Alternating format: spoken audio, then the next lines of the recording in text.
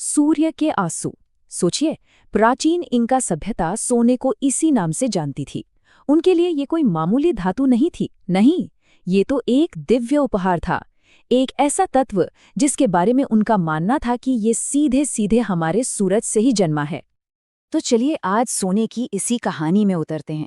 और ये बस किसी धातु का विश्लेषण नहीं होने वाला है, ये तो उसकी पूरी जीवनी है। एक ऐसी महागाथा जो सितारों की धधकती भट्टियों से शुरू होती है और हमारी दुनिया की तिजोरियों तक पहुंचती है। तो तैयार हो जाइए, इसकी यात्रा अब शुरू हो रही है। सबसे पहले तो एक बात समझना बहुत जरूरी है। सोना पृथ्वी की पैदाइश है ही नहीं, ये तो कह सकते हैं एक ब्रह्मांडीय यात्री है। इसकी कहानी हमारे ग्रह के बनने से भी अरबों, जी हाँ अरबों साल पहले ब्रह्मांड की सबसे भयंकर और हिंसक घटनाओं में शुरू होती है। देखिए, हमारे सूरज जैसे जो आम तारे होते हैं ना, वो तो बस हाइड्रोजन और हीलियम जैसे हल्के तत्व ही बना पाते हैं। लेकिन सोना, अरे सोना बनाने के लिए तो कल्पना से भी परे ऊर्जा और घनत्व चाहिए। और ये ऊर्जा पैदा होती है सिर्फ ब्रह्मांड के सबसे प्रलयंकारी पलों में, जैसे कि जब कोई विशाल तारा एक सुपरनोवा में फट जाता है, या जब दो बेहद घने न्यूट्रॉन तारे एक दूसरे में टकराकर समा जाते हैं। बस यही वो ब्रह्मांडीय भट्टियां हैं जहां सोना गढ़ा जाता है। अब इसके पीछे का जो विज्ञान है उसे कहते हैं आर प्रोसेस, यानी रैपिड न्यूट्रॉन कैप्चर प्रोसेस। इसे ऐसे समझिए, उन भयंकर विस्फोटों के बीचों बीच एटम के न्यूक्लियस पर न्यूट्रॉन की इतनी तेज बौछार होती है, इतनी तेज कि वो पलक झपकते ही लोहे से भी भारी तत्वों में बदल जाते हैं। ये एक तरह से ब्रह्मांडीय जादू का वो एक पल है। और बस इसी प्रोसेस से जन्म होता है एक ऐसे तत्व का जिसके न्यूक्लियस में होते हैं ठीक 79 प्रोटॉन्स।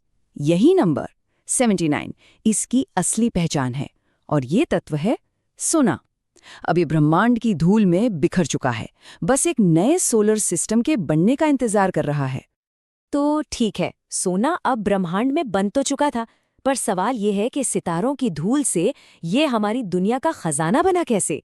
चलिए अब इसकी यात्रा के अगले पड़ाव पर चलते हैं, जो शुरू होता है हमारे अपने ग्रह पृथ्वी के जन्म के साथ। जरा कल्पना कीजिए, एक नौजवान पिघली हुई पृथ्वी। उस वक्त लोहा और सोने जैसे जितने भी भारी तत्व थे, सब ग्रेविटी की वजह से खिंचकर सीधे ग्रह के कोर यानी केंद्र में समा गए। और अगर कहानी यहीं खत्म हो जाती तो शायद हमें सोना कभी मिलता ही नहीं। लेकिन फिर करीब 4 अरब साल पहले हमारे सोलर सिस्टम में एक जबरदस्त घटना हुई, एक भयंकर एस्ट्रॉइड बॉम्बार्डमेंट।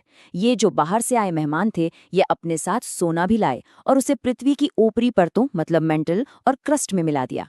और बस यहीं से वो हमारी पहुंच में आया। लेकिन रुकिए, ये सोना अभी भी पूरी पृथ्वी की क्रस्ट में छोटे छोटे कणों की तरह बिखरा हुआ था। तो इसे एक जगह इकट्ठा किसने किया? ये काम किया पृथ्वी की अपनी सबसे ताकतवर शक्ति ने, भूकंप ने। होता ये है कि जब टेक्टोनिक प्लेट्स आपस में टकराती हैं तो कॉर्ड्स जैसी चट्टानों पर जबरदस्त दबाव पड़ता है, और इसी दबाव से एक कमाल का पीजो इलेक्ट्रिक इफेक्ट पैदा होता है, जिससे कॉर्ड्स की नसों में एक तरह का इलेक्ट्रिक चार्ज बन जाता है। और ये इलेक्ट्रिक चार्ज बिल्कुल एक चुंबक की तरह काम करता है। पृथ्वी के नीचे जो गर्म पानी है उसमें सोना घुला रहता है। ये चार्ज उस घुले हुए सोने को अपनी ओर खींचता है और सोना फौरन ठोस बनकर क्वार्ट्ज की सतह पर जम जाता है।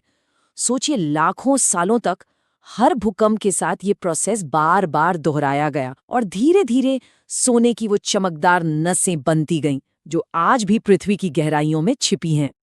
आज जमाना बदल गया है। अब हम सोने के लिए सिर्फ नदियों में छानबीन नहीं करते, नहीं, अब तो ये एक बहुत ही एडवांस्ड साइंस बन चुका है।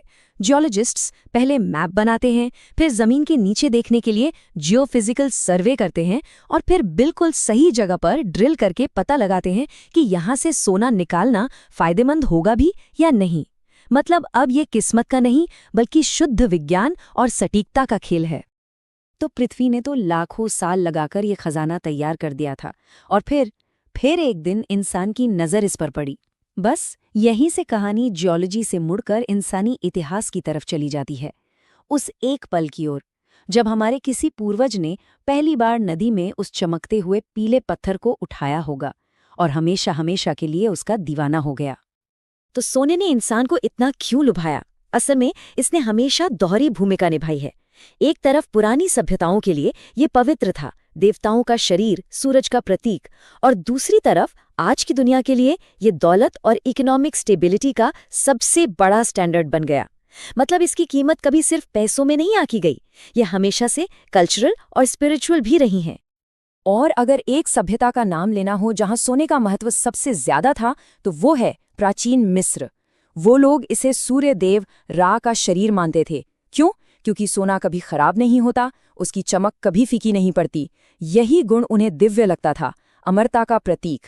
और इसीलिए उनके राजाओं के मास्क और ताबूत सोने से मढ़े जाते थे, ताकि वो मरने के बाद भी देवताओं की तरह अमर हो जाएं। और जैसे जैसे वक्त बीता, सोने के साथ हमारा रिश्ता और भी मजबूत होता गया। पहले सिर्फ गहने बने, फिर प्राचीन मिस्र में बाकायदा माइनिंग के नक्शे बनने लगे। लेकिन असली गेम चेंजर आया 700 ईसा पूर्व में, जब लिडिया में दुनिया के पहले सोने के सिक्के बने। इसने तो व्यापार का तरीका ही बदल दिया। और ये सिलसिला चलता रहा 1971 तक, जब अमेरिका ने अपने डॉलर को सोने से आधिकारिक तौर पर अलग कर दिया।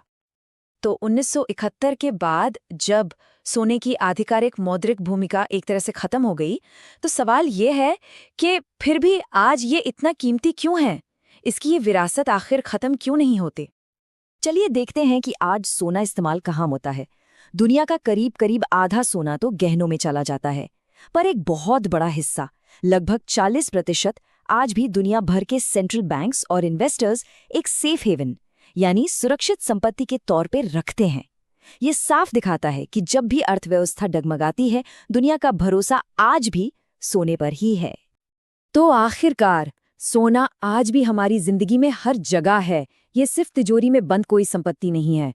ये ओलंपिक मेडल में सबसे बड़ी कामयाबी का सिंबल है। ये हमारे फोन और कंप्यूटर के अंदर एक जरूरी हिस्सा है। और हाँ, ये हमारी शादियों और त्योहारों की सबसे गहरी परंपराओं का भी हिस्सा है। ये वो स्टैंडर्ड है जो कभी नहीं बदला और जो वक्त की हर कसौटी पर खरा उतरा है। तो सोचिए, एक ऐसा तत्व जो तारों के हिंसक धमाकों में पैदा हुआ, जो एस्टेरॉइड्स पर सवार होकर धरती पर आया और जिससे भूकंपों ने तराशा। और कमाल देखे, इंसान ने इसी उथल-पुथल से जन्मे तत्व को स्थिरता, अमरता और व्यवस्था का सबसे बड़ा प्रतीक बना दिया। तो शायद सोने की ये जो हमारी अंतहीन खोज है, ये सिर्फ एक धातु की खोज नहीं है, बल्कि कहीं न कहीं खुद को समझने की ही एक खोज है।